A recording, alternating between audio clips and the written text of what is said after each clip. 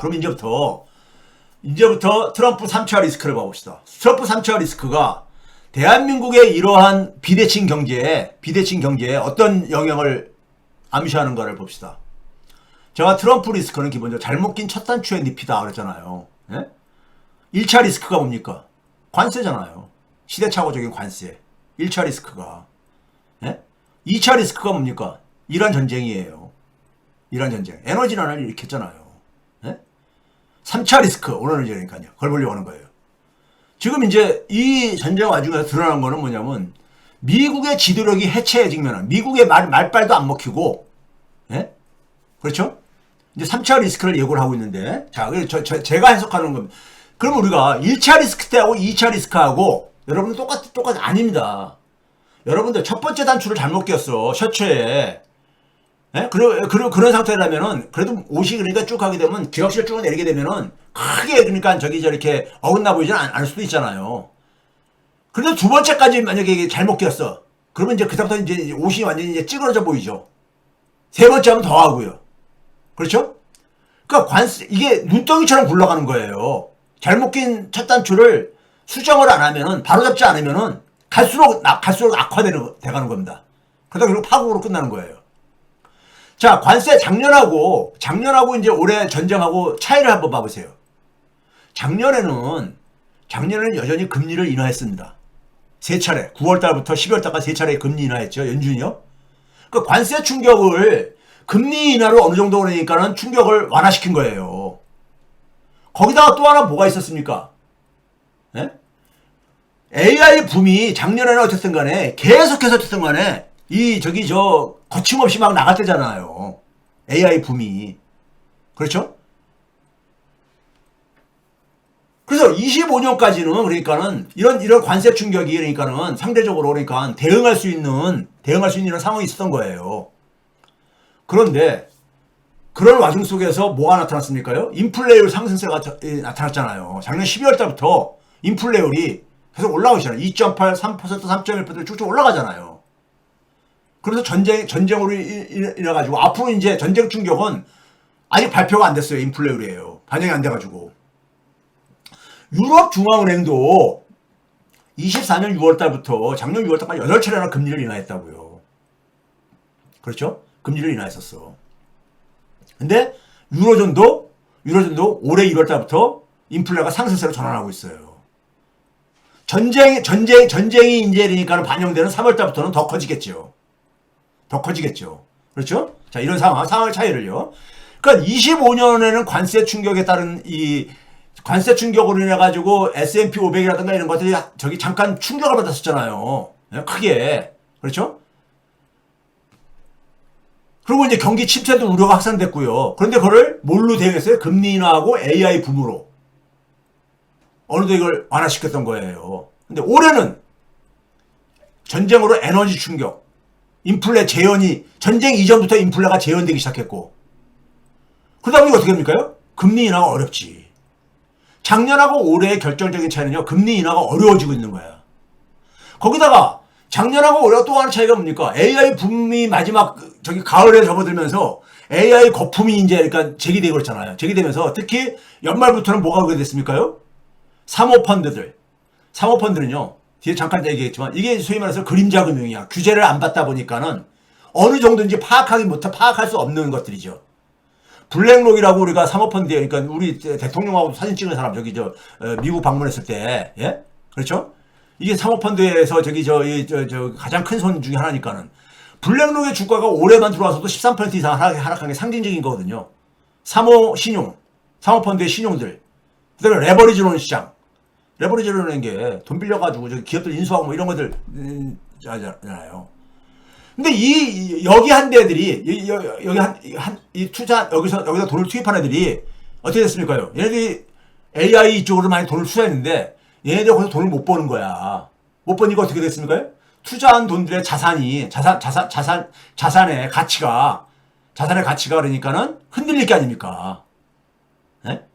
이 그림자 금융의 문제가 되게 어떤 문제예요? 자기가 투자한 돈을 예를 들어서 주택을 사더라도 주택을 내가 20만 달러 주고 샀는데 20만 달러 주고 샀으면 장부에다가 20만 달러라고 적는 거야. 내가 매입한 가격을. 근데 시장에서 주택 경기가 침체됐을 때 만약에 이게 15만 달러로 줄어들었어. 예? 그럼 이거 팔아봤자 잘 팔리지도 않고 부동산 시장이 이렇게 죽을 때는 잘 안 팔리잖아요. 거기다 팔아봤자 15만 달러뿐이 해소가 안 되는 거야. 그러면 장부 가격하고 실제 가격하고 시장 가치하고 차이가 있잖아요. 그런 거야. 이 사모펀드들도 자기들이 운용하는 자산들의 그러니까 실제 현실 가치가 쭉 줄어든 거야. 그러다 보니까는 환매를 고객들한테 환매를 못 해주는 거잖아요. 그러니까요. 예? 이런 게 나타나는 거잖아요. 예? 그렇죠? 거기다가 국방비 증가하면서 재정 부담이 지금 크게 증가하고 있죠. 고용시장도 제가 작년 말부터 그러니까 안 좋아지기 시작했다 했잖아요. 예? 거기다가 AI 모멘텀도 약화되고 있고요. 예? 약화되고 있고. 이런 것들이 작년하고 올해하고 차이예요, 지금. 예? 차이라고. 자, 그럼 이런 차이 속에서 이거 봐보세요. 소비자 물가하고 생산자 물가가 선행을 하잖아요. 저희 중간에 10월달에 뻥 튄 거는 정부 셧다운 되면서 트럼프하고 저기 가면서 이게 발표를 조사를 못한 거고, 생산자 물가가 2월달에 급등을 했죠. 급등을 했습니다. 전쟁 터지기 전에 이미. 예? 3월달에 전쟁 터졌으니까요. 예? 자, 이런 상황이고, 자, 미국의 금리 추이를 봐보세요. 미국의 3개월물, 연준의 그러니까 연준 기준금리에 그러니까 가장 영향을 많이 받는 이게 최근에 오름세로 지금 올라가고 앉았잖아요. 지금 그 얘기는 뭐예요? 금리를 단기에 인하하기 어렵다. 오히려 인상 가능성까지 얘기 나오고 있는 거잖아요. 예? 자, 그 다음에 봐보세요. 중기금리들. 1년, 2년, 3년 이런 것들 보게 되면 이것도 최근에 이렇게 올라가고 있잖아요. 저 끝에 보시게 되면요. 예? 올라가고 있잖아. 그렇죠? 그 다음에 우리가 특히 주목하는 건 뭐냐면 10년물하고 2년물 차이입니다. 10년물이 여기서 오렌지 색깔이고 파란색이 2년물인데 이 격차가 처음에는 이 격차가 크다는 얘기는 뭐예요? 장기적으로는 그러니까 금리가 오를지 몰라도 단기적으로는 그러니까 금리가 그러니까는 인상되기 어려울 뿐만 아니라 인하할 것이다. 이렇게 볼 수 있는 거잖아요. 예? 그런데 둘 다 오르고 있다 그랬잖아요. 앞에서 딱 봤듯이. 둘 다 오르고 있는데 이 격차가 축소가 되고 있어. 그 얘기는 뭐예요? 2년물이 더 빨리 오르고 있다는 얘기인 거죠. 10년물보다. 그 얘기는 뭐예요? 단기금리 인상 가능성까지 얘기되는 거죠. 장기금리보다 단기금리가 그러니까는 인상 압박이 크다는 얘기인 거죠. 그렇죠? 그 장기금리 추이에서 저는 특히 20년물을 보는데 20년물이 또다시 5%를 지금 위협하고 있어요. 5%를 그러니까요. 예? 이게 지난 그러니까 우리가 한 10년 사이에 이게 거의 그러니까 아주 예외적으로 몇 번 있었던 저건데 예? 5%를 지금 위협하고 있죠. 4.988로 마감했는데 예? 그렇죠? 20년물이 5%를 하고 있죠. 자, 그 다음에 이란 전쟁이 이어가지고 저 나쁜 놈들 죽이려면은 헤그세신가 누가 국방장관이 그랬잖아요. 예? 돈 더 줘야 된다. 예산 2천억 달러를 추가로 오니까는 예? 의회에다가 집행해달라. 민주당에서 난색을 표현하고 이제 공화당에서도 예를 들어 난색을 표현하고 그러다 보니까는 하니까는 그러면 트럼프가 또 뭐냐면 아이스 동원해가지고 공항 이런 데들 협박이 나고 있잖아요. 그렇죠, 지금요? 이거 봐보세요. 미국의 국가 총재무의 증가 속도입니다. 1981년도까지는 1조 달러가 안 됐었어요. 그다음 금융위기 당시에 10조 달러 돌파하기 시작하고 가지고요. 그 다음에 2017년, 10년도 안 돼서 20조 달러가 돌파하고, 그로부터 5년도 채 안 돼가지고 30조 달러 돌파하고, 그 다음에 지금 최근에 39조 달러 돌파했다는 게 여러분 뉴스 봤을 거예요. 예? 곧 40조 달러가 돌파할 거야. 그러니까 이 속도가요, 금융위기 이후 최근까지 29조 달러나 증가한 거야. 예? 2차 대전 이후부터 해가지고 금융위기 이전까지 한 10조 달러가 증가했는데, 최근에, 예? 이런 속도로 가고 있는 거예요. 예? 이자 지급액. 이건 여러 번 얘기했죠. 이것도 최근에 그냥 가파르게 증가하고 있잖아요. 예? 가파르게 증가했어요. 자, 문제는 트럼프 3차 리스크인데, 잘못 낀 세 번째 단추는 저는 파국으로 끝날 수 있다고 봐요. 경제적인 아마겟돈. 심지어 70대 스태그플레이션 공포를 뛰어넘는 상황이 올지도 모른다. 제발 이건 피하고 싶어요. 피해야 된다고 봐요. 먼저, 미국 지도력이 권위가 붕괴됐죠. 미국이 소위 말해서 왕따 당한다고 그렇게 얘기를 하고 있잖아요. 일부에서 언론들에서요. 예? 미국이 만든 세계 질서가 해체가 되고 있는. 영국은 거의 그러니까는 미국에 그러니까는 사실 아바타 국가라고 해도 그 과언이 아니에요. 경제 지표도 거의 같이 움직이고, 예? 영국하고 미국은 거의 한 몸이나 마찬가지예요. 캐나다도 그렇고. 그런데 캐나다의 카니 총리가 영국 방문해가지고 했을 때 거기 영국의 스타머 총리가 예? 군사 개입 반대한다. 예? 그리고 국제법상 이게 정당한지 의문이다. 뭐 이런 얘기 했잖아요. 예? 그래가지고 EU에서도 유럽연합에서도 외무장관이 자기들 거기 개입하기 싫다. 국제법 위반 논란이 있다. 뭐 이런 얘기 하고 있는 거잖아요.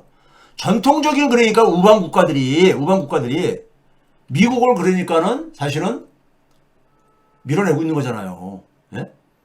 미국이 그나마 이게 군사 힘이 있으니까는 이 정도로 얘기하지. 만약에 힘이 없는 국가가 됐으면은 저 미친놈 아니야? 그렇게 대응했을 거예요. 자, 그 다음에 이제 3차 리스크가 저는 발생할 3차 리스크에 대한 위험성이 굉장히 고조되고 있다고 보는 게요. 세 가지 정도로 저는 보고 있습니다. 하나는 뭐냐면은 여러분들 알다시피 미국은 정치를 돈으로 하는 나라입니다. 돈으로. 예? 로비가 합법화된 나라니까요. 그래서 특히 뭐냐면 유대자본에게 저는 워싱턴은 포획됐다고 제가 표현하는데 특히 트럼프는 돈의 숭배자죠. 돈의 숭배자고 트럼프도 유대자본의 돈으로 됐고 또 중간선거 치르려면은 돈이 필요하고 그러니까는 그런데 유대자본에게 그러니까 완전히 저걸 잡혀있다. 발목이 잡혀있다. 그 결과가 미국의 헤게모니를 늪에 빠지게 만들고 있다 이겁니다. 그럼 첫 번째 요인이 뭐냐면은 결국 유대자본들 중에서도 지금 그러니까 우리가 흔히 가하고 있는 이 지금 이 이스라엘의 지금 지금 정권은 철저하게 이 시오니즘이라 그러죠 우리가요. 시오니즘이 뭡니까요? 시오니즘에 대한 것은 팔레스타인 그 지역 있잖아요. 우리 팔레스타인이 누구 땅이냐? 이 유대인들은 뭐냐면 자기들 권리가 크다고 보는 거예요. 아랍인 권리보다도. 그래서 팔레스타인을 아랍인들 쫓아내고 유대인 국가를 거기다 건설을 해야 된다고 보는 거예요. 거기 아랍인들이 많이 살고 있는데 팔레스타인 국가라는 게 국제사회 속에서 대부분 인정받고 있는데 이게 시오니즘의 목표입니다. 예? 유대인 국가 건설, 팔레스타인에다가. 그렇게 하려면은 지금 이스라엘의 극우 정권들은 이 사람들은 극우 시오니스트들은 기본적으로 갖고 있는 게 뭐냐면 중동에서 이스라엘이 확실하게 패권 국가가 돼야 된다 이거야. 예?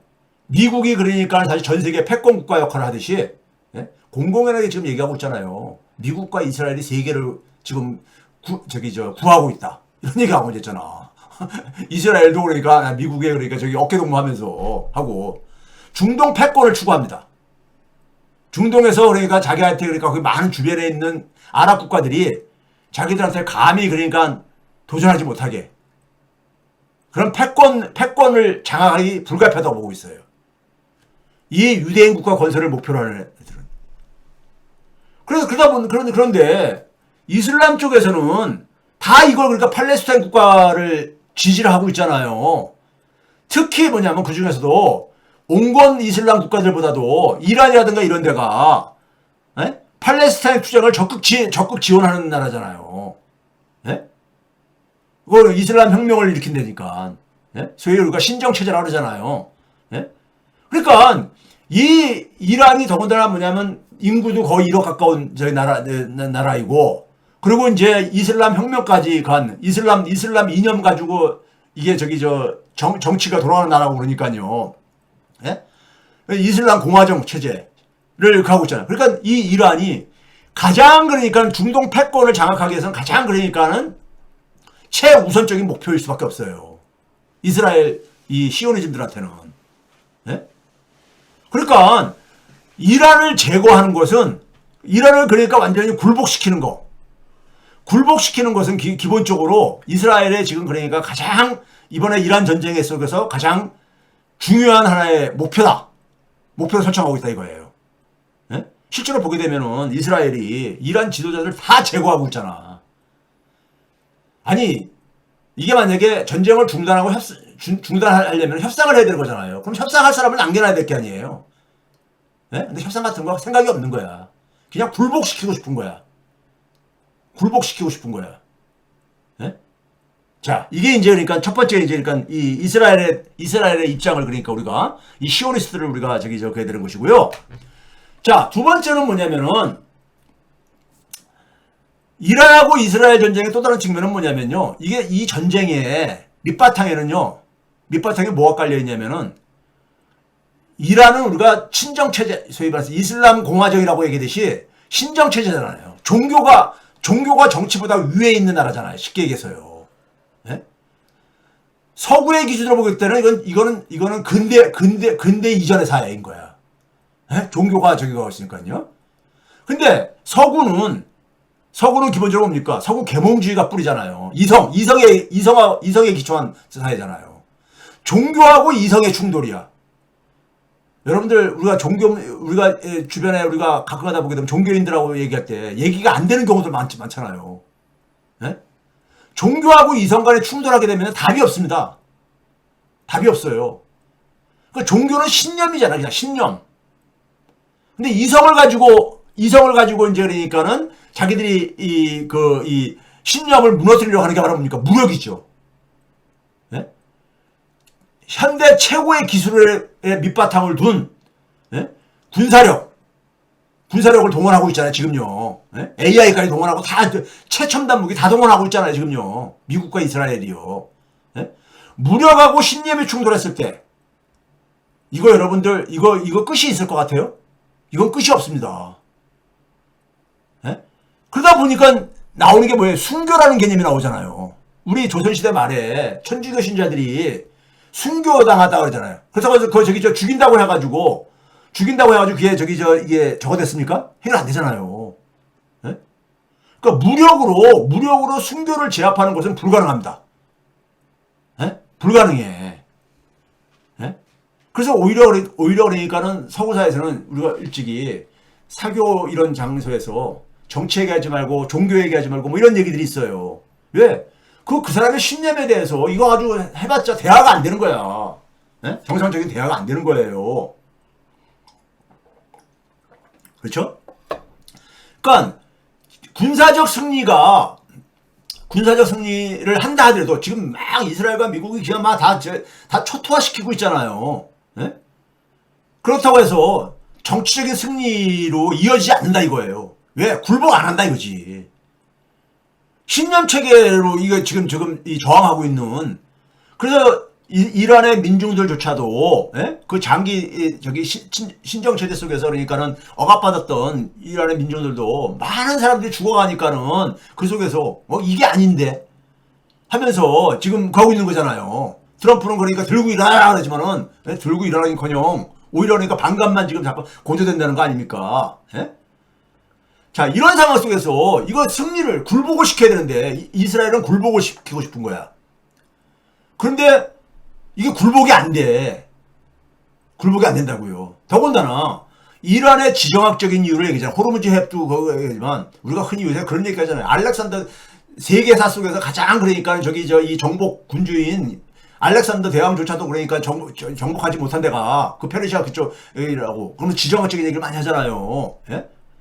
그러면 더군다나 뭐냐면 이 밑바탕에는 뭐냐면은 신념, 순교 이게 장착이 돼 있는 나라를 무력으로만 이게 제압을 이게 가능하냐고요.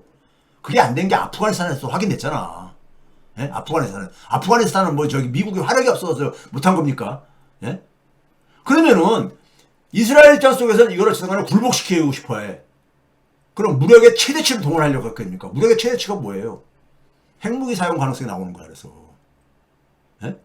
지금 원자력까지 지금 공격을 하고 있는 상황이 되고 있잖아요.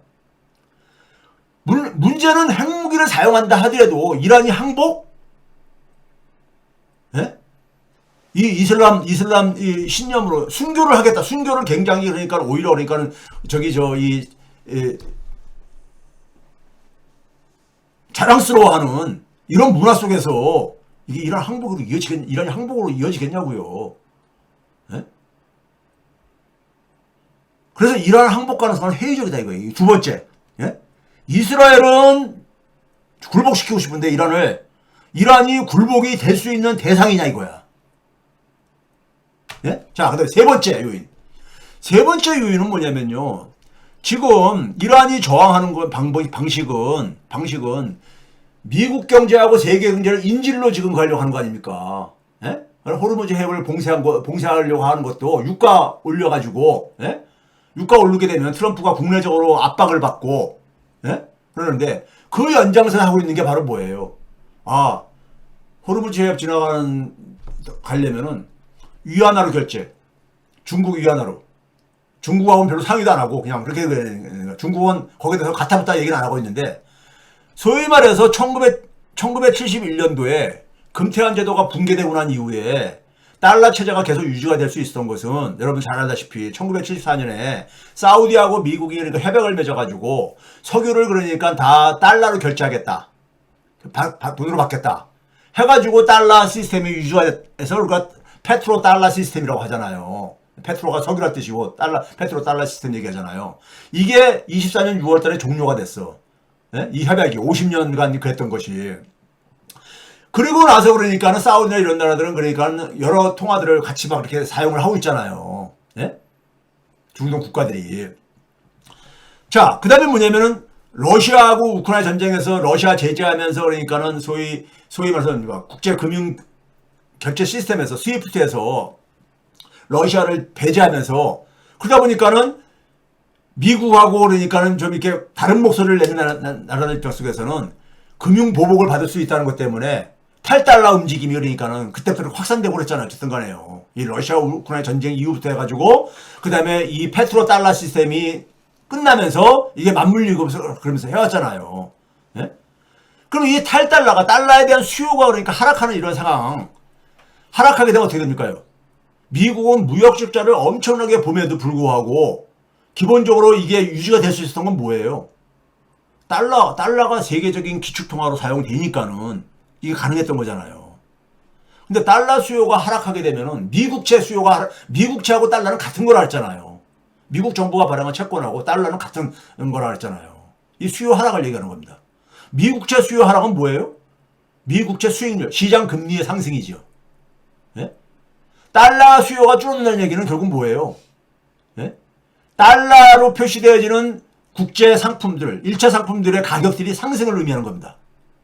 달러 가격의 하락이니까. 달러 수요 하락은 달러 가격의 하락이고, 그건 1차 상품들의 가격의 상승이죠. 인플레 압력이 증가하는 거죠. 예? 이런 상황 속에서 이란이 선택한 게 뭐냐? 페트로 위안을 카드를 꺼집어낸 거예요. 위안화로 결제하겠다. 예? 호르무즈 해협을 지나는 석유들은 그러니까는 위안화로 결제하겠다. 이게 소위 말해서 미국의 아주 저거를 건드린 거죠. 예? 달러 시스템을 유지하는 게 미국의 트럼프뿐만 아니라 미국의 그러니까 기본적인 이걸 목표인데 이거를 지금 그러니까는 건드린 거야. 그러니까 이란이 그러니까 아주 얕게 그러니까는 예? 이 대응을 하는 거죠. 자, 그럼 이런 상황 속에서 이거 봐보세요. 여러분들 보시게 되면 지난해 그러니까는 1월 달부터 예? 지난해 1월 달부터 최근까지 달러 지수하고 달러 대비 위안화의 추이입니다. 추인데 보게 되면은 어떻게 보입니까요? 이게 파란색 막대기가 위안화, 달러 대비 위안화 저거고요. 달러 대비 위안화고 그다음에 오렌지 색깔은 달러 지수인데 이게 달러 지수가 내려간다는 얘기는 달러가 약세가 된다는 얘기죠. 달러가 약세가 되고 그다음에 파란색 막대기가 이 위안화 환율이 내려간다는 얘기는 위안화가 강세가 된다는 얘기잖아요. 그러니까 이게 보게 되면요. 작년도 7월 달 정도부터 4월 달 이후부터 보게 되면요. 거의 이 관세 파동이 트럼프가 관세 파동이 이렇게 되죠. 그래서 작년 4월 달이잖아요. 4월 8일인가 11일 그러니까 미국 해방의 날이라고 선포하고 1월까지 하면서 그때까지 보게 되면요. 위안화는 달러 대비 위안화는 거의 변동성이 없잖아요. 네? 변동성이 없잖아요. 6.9 안팎에서 이렇게 움직이잖아요. 달러 지수는 계속 미끄러져 내려왔잖아요. 이걸 최근에 한번 봐보세요. 최근에 작년 7월 달부터 우리나라 환율이 그러니까 오르기 시작했던 7월 달부터 보게 되면요. 그러니까 자세하게 보기 위해서 작년 7월 달부터 다 보게 되면요. 달러 지수는 쭉 이렇게 미끄러져 내려오고 있죠. 그 추이선이 빨간색 점선입니다. 추이선이요. 추세선이요. 반면에 위안화 환율은 그 이 추세선이 보게 되면은 파란색 점선으로 이렇게 쭉 되잖아요. 크게 이렇게 표시를 했는데 보이기 쉽게 하려고요. 위안화는 별로 변동성이 크지 않잖아요. 어느 통화 그러니까 상관성이 없어 무너져 버린 거야. 작년 7월 이후에 달러하고 위안화하고. 네? 위안화는 굉장히 상대로 더 안정적인 거예요. 자, 이거 봐보세요. 그래서 제가 표로 정리해놨어요. 2025년 1월달부터 최근 지난해 금요일까지죠. 3월 20일이면요. 달러 지수 평균에서 표준 편차 이렇게 얼마나 평균값에서 움직이냐 하는 것이 보게 되면 달러는 한 3.5 정도로 움직였다면은 위안화는 평균값에서 0.9 정도 움직였어요. 그러니까는 이게 그러니까 통화 가치가 위안화가 더 안정적으로 움직이고 있다는 얘기잖아요. 달러는 굉장히 그러니까 변동성이 크게 움직이고 크다는 얘기고. 어쨌거나 계속 하락해 오고 있는 추세인 것이고요. 자? 이러한 상황 속에서 페트로 위안을 얘기를 한 거야. 이란이 지금 꺼집어낸 거예요. 예? 그러면은 자 이걸 이제 한번 정리해 보세요. 그러면서 나오는 얘기가 이제 S 공포잖아요. 스태그플레이션 공포요. 예? 자 그러면 이제 트럼프가 이제 세 번째 잘못 낀 단추가 나올 수밖에 없는 게 왜 그러냐? 두 번째 단추가 뭐 관세가 대법원이 그러니까 무효화시키면서 한번 타격을 입었잖아요. 정치적인 타격을요. 그리고 이제 전쟁을 일으킨 거야. 일으켰는데 지금 뭐냐면 자기가 예상한 것처럼 소위 말해서 저기 어디입니까? 베네수엘라처럼 딱 저 지도자 화면에 날리면은 딱 될 줄 알았는데 예상대로 안 흘러간단 말이에요. 예? 흔히 말해서 그러니까 출구는 별로 그러니까 고려도 안 하고 있었었고, 예? 흔히 말해가지고 그러니까 이스라엘에 끌려가지고 어쨌든 간에 시작을 해가지고, 예? 그러면 이 상황 속에서 지금 앞에서 얘기한 게 뭡니까요? 지금 답을 찾을 수 없는 출구가 애시당초부터 없는 전쟁이야. 이 전쟁은요. 왜? 무력과 신념의 충돌이거든. 이 전쟁은. 예? 무력과 신념의 충돌이야. 이란은 베네수엘라하고 또 다른 규모의 국가란 말이에요. 예? 여러 가지 이유 상황 속에서. 그러면 이 상황 속에서 억지로 무력을 총동원해가지고 어쨌든 간에 동원할 수 있는 걸 총동원해서 했을 때 이거는 어떻게 되는 겁니까? 세계 경제는 파국으로 들어갈 수밖에 없죠. 이게 소위 말하는 스태그플레이션의 진화입니다. 진화이죠. 그리고 이제 늪에 빠지는 거지. 미국이 과거에 베트남 전쟁, 아프가니스탄 전쟁에서 늪에 빠져가지고 그랬듯이 그러니까요. 두 번째는 트럼프가 지금 뭡니까? 갈수록 코너에 몰리고 있는 거야. 갈수록 코너에 몰리고 있죠.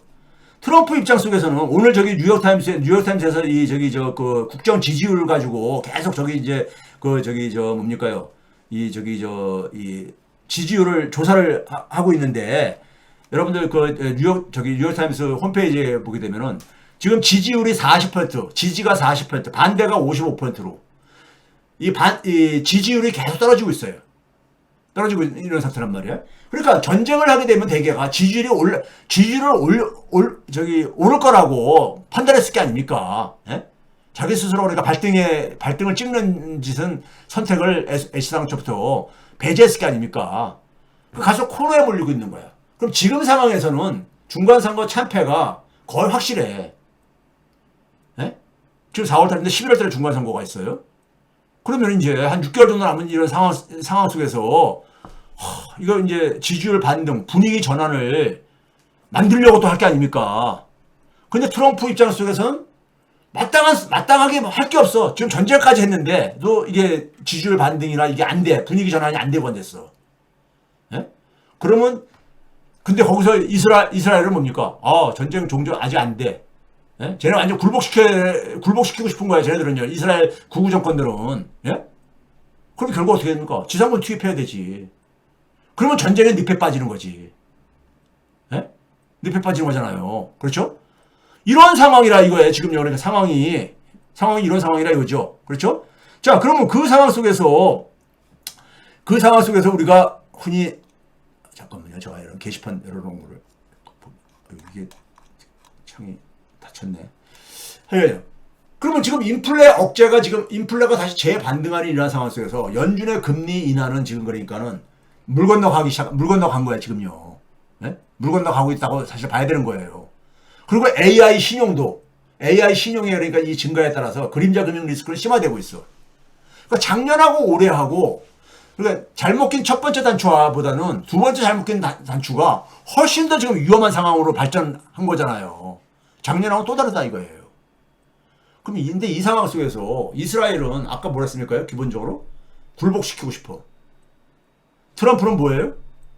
다른 선택이 지금 어떻게 이걸 끝내고 폼나게 끝낼 것인가? 이게 여러분들한테 이게 뭐 보입니까? 되게 전쟁을 해가지고요. 미국은 자기네 나라 군인들이 안 죽으면요. 되게 이 지지로 돌아가는 분위기들입니다. 예? 미국 사회가 그렇게 문명 사회가 아니거든요. 예?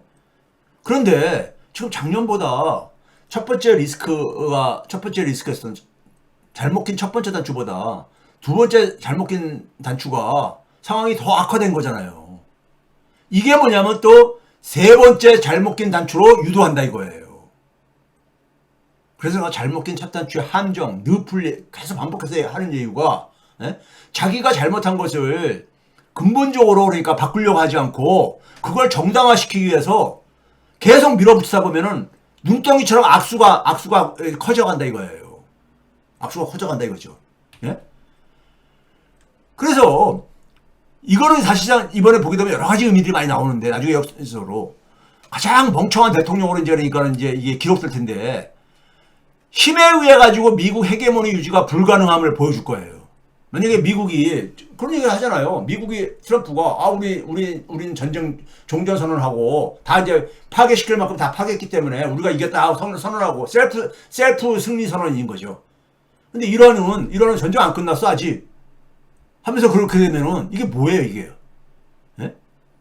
그러니까 힘으로 제압을 못한 거잖아요. 어쨌든 간에 파괴는 시켰을지 모르겠지만 단기 전쟁은 이겼을지 모르겠지만은 장기적인 그러니까는 승리는 못한 거잖아요. 지금 이번에 이스라엘이 세계 군사력 15위 정도 됩니다. 거기다 사실상 핵무기 소유국으로 우리가 알려지고 있죠. 협공을 한 거야. 이란이라는 한 나라를. 현대 최고 수준의 기술을 총동원 했잖아요.